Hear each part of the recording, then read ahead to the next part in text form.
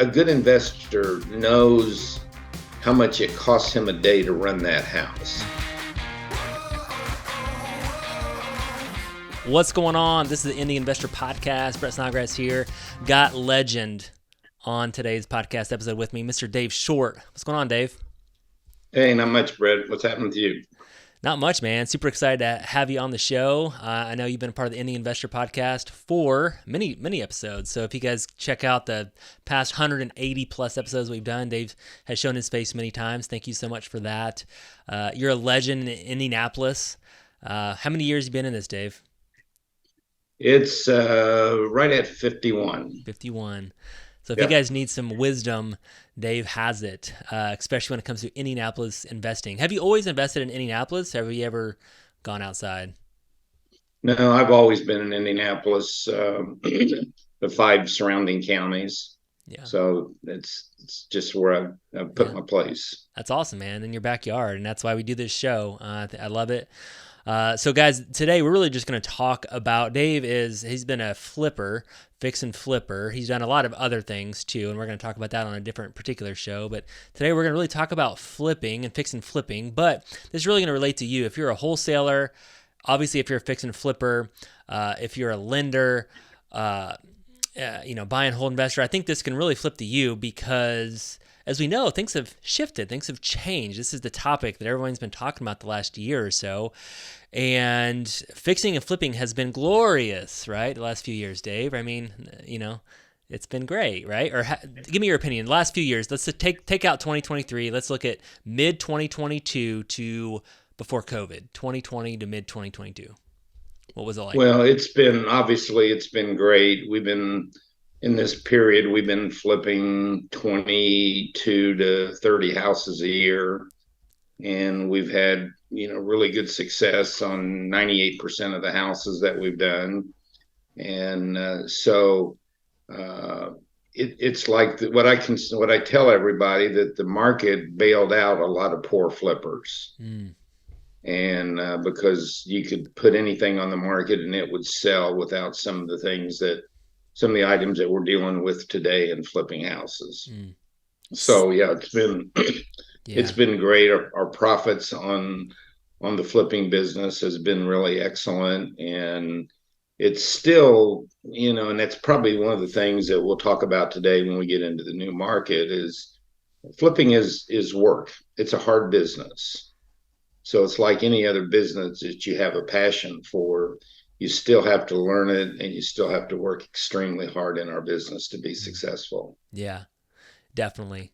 I love how you said, the market has helped out so many poor flippers, which, coming in this market, it's going to be a little bit more work, right? If you're a poor flipper, would you say your opinion would be this could weed out some of the competition, some of the poor flippers, some of the flippers that maybe watched one show and then they did it and they made a lot of money and they thought they were an expert, but really maybe they weren't an expert. They were just lucky.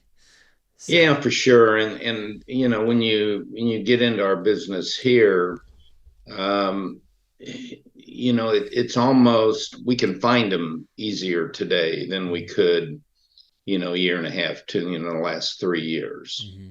And we can take our time to find them rather than have to jump into deals. And I think the rookies getting in it today, or people just starting in the flipping, don't quite understand what all the ins and outs in flipping real estate in Indianapolis is all about, or anywhere for that matter.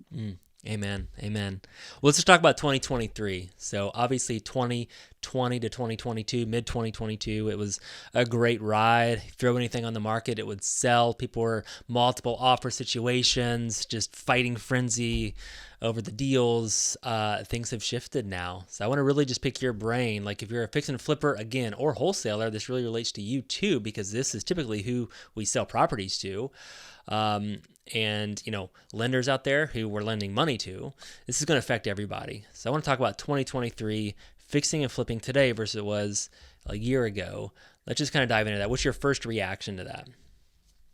My first reaction is, and I tell people, if you're a house flipper, you flip when the market's going up, you flip when it's stagnant, and you flip when it's going down. So when it's going down is probably, it's a little harder because you have to pick market segments on what your value is going to be when you get your house done. When I start a house today, I've got to try to project what the market's going to look like in August. And that factor is determined by, job stability. It's determined by interest rates. And I think as long as, what I tell students and people that I work with on it is, a 6-month recession for me is only 1/100th of the time I've been in the real estate business. So it's not a big deal. Yeah, for sure. But if you've only been flipping for 2 years and you're in a 6-month recession, it's 25% of the time that you've been in the real estate business. So you got kind of a nasty taste in your mouth, like quarter of the time. Well, it's like it, and I've had the comment made to me, is it ever going to come back? Well, it really never went away. It just shifted. Yeah. Yeah. And you haven't taken the time to study what that shift might mean to your business on it. So your advice is you keep flipping. If you're going to do this business, let's keep doing it, but maybe you got to do a little bit differently. So what are some of the different things that you're doing? You mentioned you're trying to project the market, what it'll be, not today, but 3, 4, 5, 6 months from now. That's one thing. Interest rates have increased, right? So that's something obviously we have to think about. What would that might look like as we're starting to navigate? Is that going to keep going and lessen? Something we got to think about. Because people with the interest rates, let's talk about that a little bit. Interest rates for flipping, people can't buy as much of a house anymore than they could a year ago. Well, what I tell people and what we look at when it comes to interest rates is have an accurate projection of what the interest rates really are. And, having been in the business for an extended period of time, in the early 80s, we sold houses and we flipped some houses, and the buyer was taking a 16% 30-year fixed rate on the mortgage. And there was still people out there buying at that pace because people needed a place to live. For sure, that was it. So, we had years ago, I'd sold a lot of Fannie Mae foreclosures when interest rates were 15 and 16%. And they asked me, says, what do we do to get rid of our inventory? And I said, reduce it to a ridiculous interest rate so that people can afford the house. So they reduced it to 11%, and we sold all of our inventory. So, and then we made the comment that, man, if it ever gets to 10% on a 30-year fix, we'll absolutely kill it. And we did. And then as it creeped down and we saw the 3 and 4% interest rates, it brought in a new flock of buyers into the marketplace that wouldn't necessarily think they're buyers. Because what happened was, what we look at is the rent ratio versus the house payment becomes so much lower on buying. So it flooded the market with a lot of buyers. Yeah. The people that are coming into the market today, I was raised and you were raised that the first thing you did when you started your family is somehow get a house. Yeah. And that was top of the line goal for you, if you had a family and had a W-2 type job. Well, today, the buyers, the early buyers, the 21 to 33, 34 age group, they're about lifestyle, and they're just as comfortable leasing as they are buying. So as long as the interest rates in their mind are not favorable to them, they'll stay in the rental market. That's why we've had such a spike in rental prices in the Indianapolis area. So they're draining themselves. They're out of the buyer pool until they have what we call a much more preferential position to do that. Yeah. So consequently, we have to look at another type of buyer that we're looking at for our flips. We're looking at the high end, the move up people is what we're starting to look at for our flips. And I mean high end of 325 to 500 on a flip. Yeah. But we're also looking at what I call the W-2 worker that will be under 170 on the house. So those people are looking that they can buy cheaper than they can rent. And they were raised in a blue collar type area that, they were raised that home ownership should be very important to their lifestyle and their family. And it is, because it is going to be their biggest asset. Yeah. Yeah. No, I totally agree. Yeah. People in that age group, 20 to low 30s, a lot of times they want new and change and variety. They don't want to be stuck at a house. Right. And when they buy a house, it's almost like they're kind of stuck. Well, I don't want to live here for 5 years. They want to travel and want to do things and go places. Right. So, and the other thing that we've tackled and brought out as attention getter is that, last May, if we would put a $300,000 house on the market, there's a good chance that house would have sold for $325 or $330. So they would have overpaid by $30,000. Right. And now if we put that same house on the market at 300, it's more likely to sell at 290 than 300. So the buyer today literally can pick up that $40,000 in equity, even though they're paying 3 points higher on the interest rate. Payment's going to be a little higher, but interest rates will come down. I don't think we'll ever, I shouldn't say ever. The 3.5, we could see 4.5. So when it comes back down, they can refinance their house versus the person that paid $330 for it and be in a substantially better equity position than that person is. So there's really a lot of benefit to coming in the marketplace and buying today. Yeah, for sure. That there wasn't a year ago. Yeah, because like I said, the seller frenzy, it was like it just forced people, well, if you don't offer over list, you're not going to get the house. So everyone was just throwing out their highest number, even if it didn't make sense.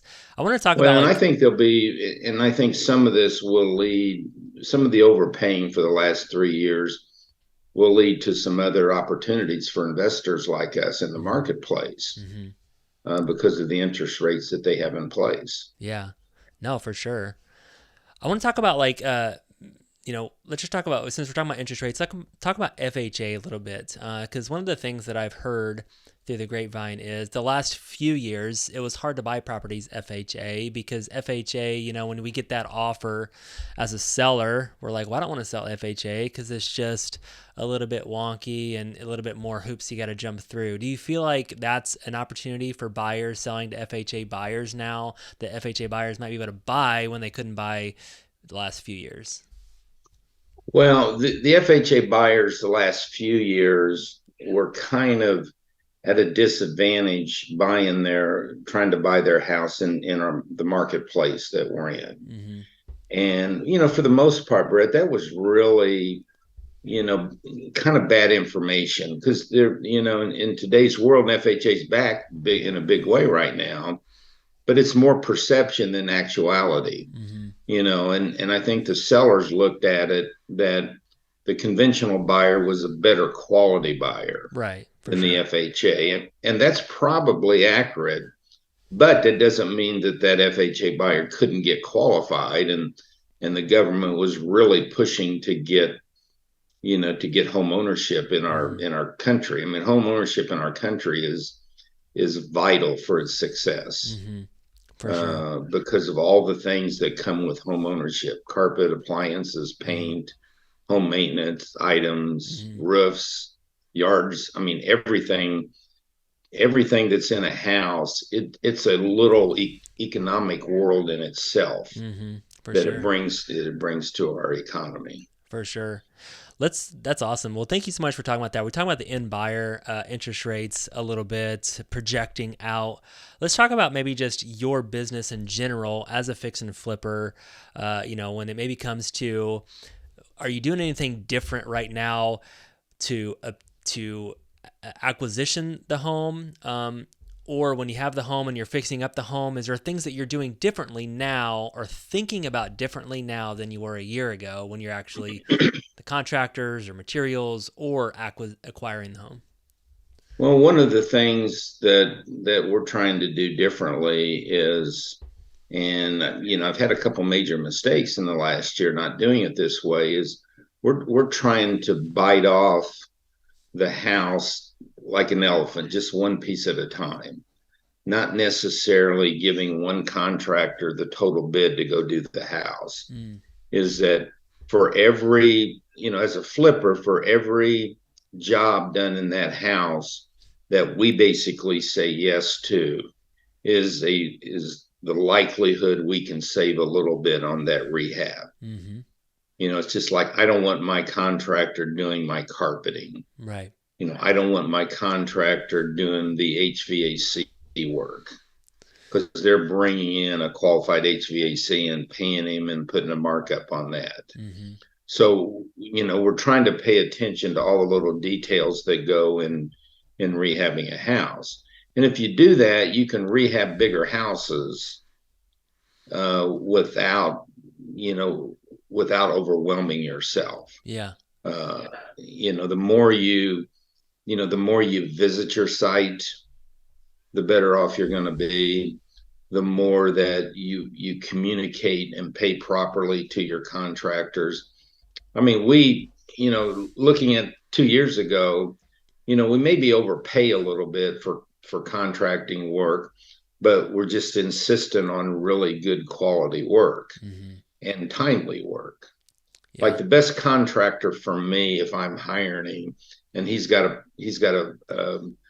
3 or 4 person crew, is that he starts my job and that his whole crew is on my job every day until it's done. That will take 2 months off your rehab.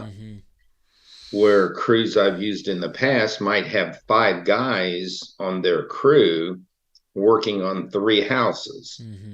Well, if you do the math, of his 5 guys, I've only got 1.5 of them there working on my house every day. Yeah. So it has to take longer to finish my house. Yeah. Yeah. So I'm looking at that guy that can be on my house and not leave until it's done. Yeah. Now, I love that. It sounds like you're kind of getting really surgical about just your expenses and just how you do things. And I say the same thing to our team. Like, it depends on what type of house you have and how expensive it is. But I'm like, hey, every day we have this house, it's $100 or it's $200 or whatever. And I'm like, when you really start to think about that way, like if I were to light $200 on fire every single day that we have this house, it starts to put a little urgency under my belt to get what I need to do done for this particular house. Because a lot of times we're just like nonchalantly, we got a house, okay, yeah, we'll figure it out.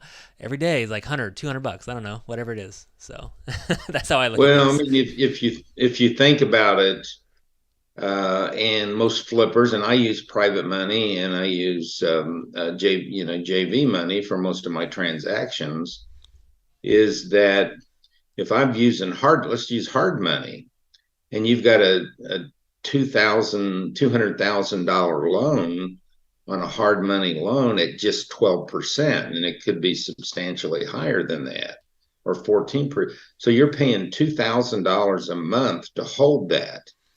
So if you're, and you divide that by 30, what is it, 60, $70 a day? Yeah. So if a contractor doesn't show up for $70 for 3 days, yeah, you've lost $210 on your house. Yeah. And that's just the interest. Sometimes, you really start getting surgical about it. You got the interest. Well, it's interest, and insurance, utilities, taxes, everything. Yeah. Yeah. Yeah. You've got a good investor knows how much it costs him a day to run that house. But you've got to share that with your contractor. Yeah. If you don't show up for 3 days, you might have cost me $500 just in interest cost on it. We break it down. We broke it down in a couple of our classes before, like a $1,400 job needs to be done, and it can't.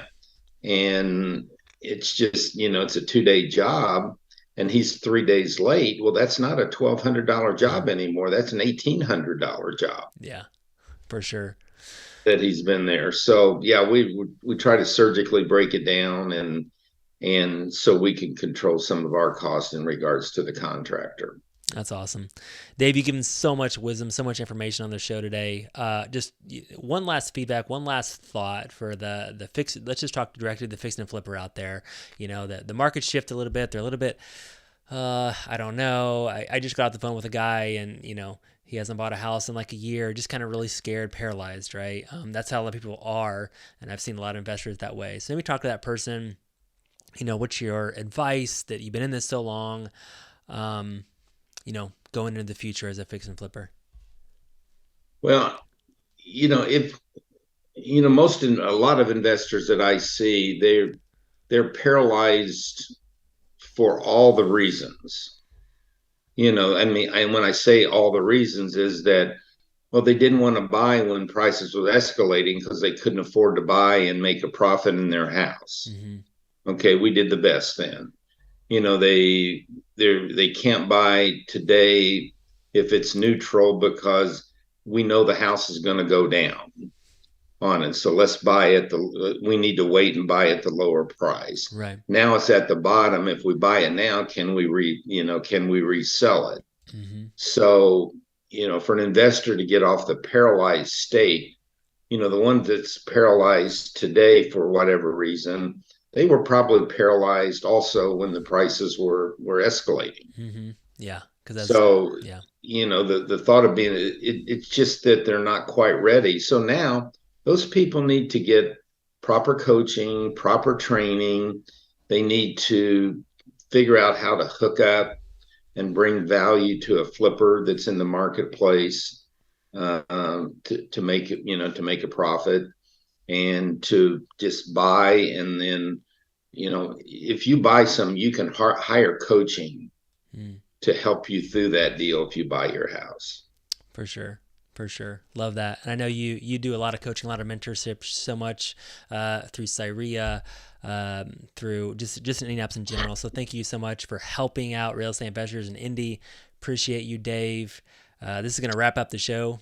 And well, let me say one thing before you wrap it up, because it's something that you brought to my table last week. For sure. Is that I listened to one of your Iron Deep podcasts, and they brought a strategy to me that, you know, I kind of hadn't heard of it. And so, I mean, had I not looked at that or heard that podcast, this house come across my space, I would have never even looked at it.